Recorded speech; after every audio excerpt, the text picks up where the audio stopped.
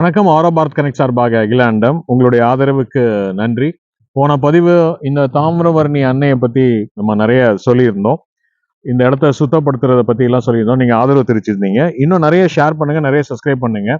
இந்த மரங்களுடைய முக்கியத்தை பத்தி தான் இன்னைக்கு நான் சொல்றோம். இங்க பாத்தீங்கன்னா அன்னைக்கு இந்த சண்டே இந்த 2 நாளைக்கு முன்னாடி இதெல்லாம் கிளீன் பண்ணி அந்த போட்டோஸ் எல்லாம் போட்டிருக்கேன். ரீல்ல பாருங்க.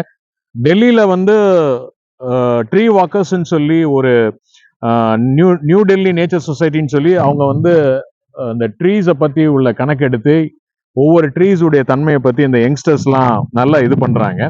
ஸோ அதே மாதிரி மரங்களுடைய முக்கியத்துவத்தை பத்தியும் நாங்கள் நிறைய ப்ரொபகண்டா பண்ணிட்டு இருக்கோம். ஒன்று வந்து ரிவரை கிளீன் பண்றது, இந்த ஏரியாவை வந்து இப்போ நிறைய அவேர்னஸ் கிரியேட் பண்ணதுனால முன்னாடியை விட இப்போ மக்கள் கொஞ்சம் கொஞ்சம் லேசா அவங்களுக்கு அந்த உணர்வு வருது. இருந்தாலும் இன்னும் பாட்டில்லாம் போட்டுட்டு இருக்காங்க, நீங்க பாருங்க.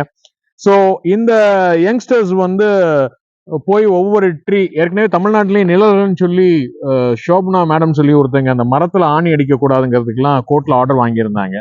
மரத்துல ஆணி அடிச்சு போர்டு மாட்டுறதெல்லாம் நிழல்கள்னு சொல்லி அவங்களோட என்ஜிஓ. அது ஒரு பெரிய வரவேற்பு இருக்கு. இப்பவும் அதை பண்ணிட்டு இருக்காங்க. இப்போ சமீபத்துல நீங்க பார்த்திருப்பீங்க, ஒரு பெரிய இஷ்யூ ஆச்சு. 200 சாண்டல்வுட் 300 டீக் ட்ரீஸ் வந்து டான்வாஸ் வந்து வெட்டியிருக்காங்க. அந்த ட்ரீஸ் உடைய இதை வந்து ரெஜிஸ்டர் பண்ணல. ஏன்னா புக்ல வந்து ரெஜிஸ்டர் பண்ணியிருப்பாங்க, அதெல்லாம் அவங்க பார்க்கல. அதனால அவங்க மேல சிவியரா ஆக்ஷன் எடுக்கணும்.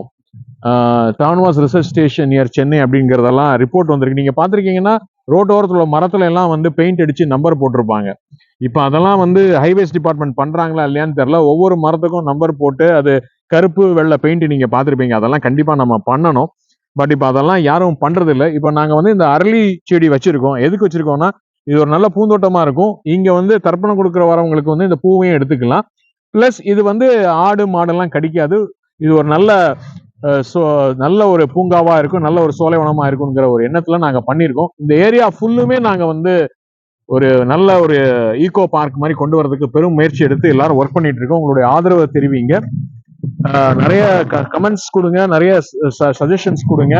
இங்க டீம் இப்பதான் நல்லா ஃபார்ம் ஆகி ஒரு 3 வாரமா நல்ல ஒரு செட்டில் ஆயிட்டு இருக்கு. இந்த ஏரியா இன்னும் கொஞ்ச நாள் பாத்தீங்கன்னா ஒரு மிகப்பெரிய வித்தியாசமா மாறும் அப்படிங்கறதுல நம்பிக்கை எனக்கு இருக்கு.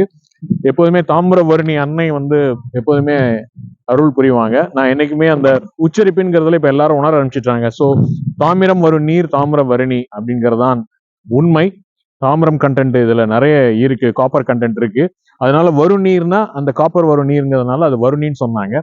பரணிங்கிறது வளம் குறிக்கிறது தான். பட் அது மருவி வந்த சொல்லுங்கிறது இப்ப எல்லாரும் புரிய ஆரம்பிச்சிட்டாங்க. அதனால தாமிரம் வருணி அப்படிங்கறத நீங்க ப்ரொனவுன்ஸ் பண்ணணும். நன்றி, வணக்கம். ஆரோ பாரத் கனெக்ட் சார்பாக அகிலாண்டம்.